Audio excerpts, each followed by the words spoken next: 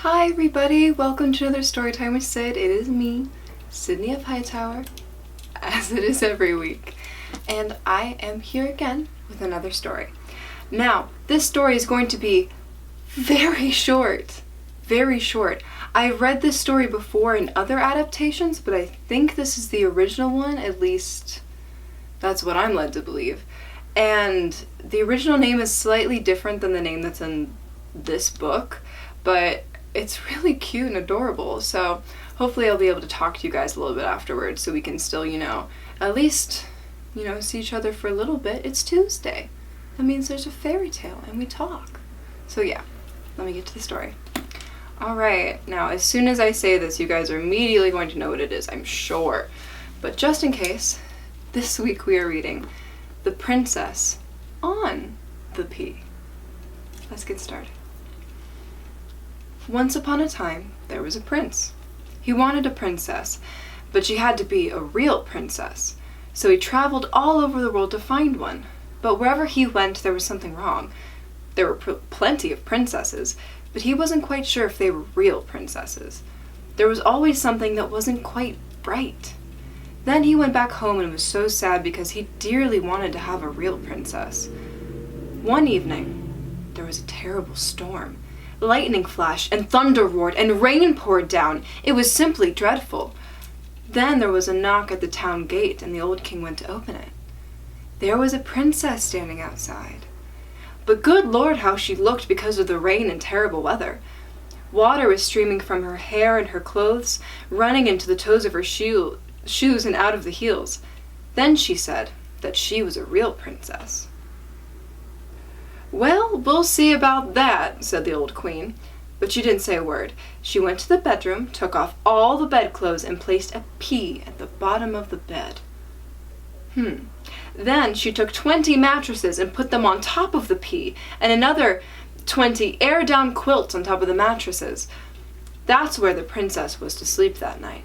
The next morning, they asked her how they had slept. "Oh, dreadfully," said the princess. "I hardly closed my eyes all night. Lord knows what there was in my bed. I was lying on something hard, and I'm black and blue all over. It's simply dreadful."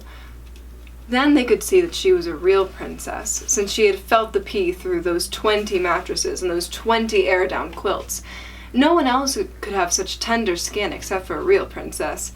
And so the prince took her as his wife, because now he knew that he had a real princess. And the pea was placed in the royal curiosity cabinet, where it can still be seen today, as long as no one has taken it. Now you see, that was a real story. And that was The Princess on the Pea. See, it was so short. I don't know what to do with that.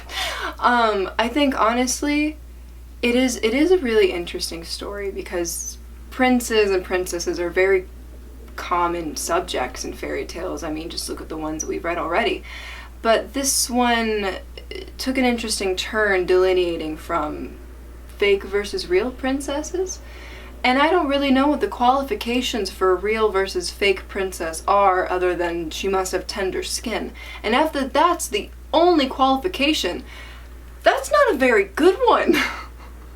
That's not a very good qualification for being a prince or a princess. You would think, birthright or like political standing, maybe those would come first, but no, it's tender skin. I mean, whatever floats your boat, but I don't think that really differentiates a real from a fake princess. I don't know really how I feel about only tender-skinned people being princesses. People that bruise easily being princesses, that's also insinuating that princesses are naturally just kind of weak-skinned, and I don't know if I like that. If I like that moral. A princess can be anyone, really. I mean, if you think about it, a princess can be anyone who conducts themselves in a princess-like manner.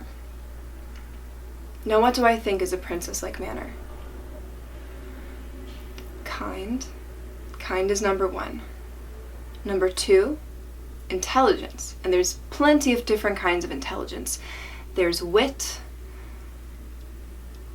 which I suppose would be how quickly you can pick up on things.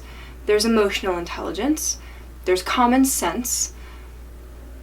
There's book smarts, There's lots of different things that make you intelligent, so you don't necessarily have to be just one to be a princess.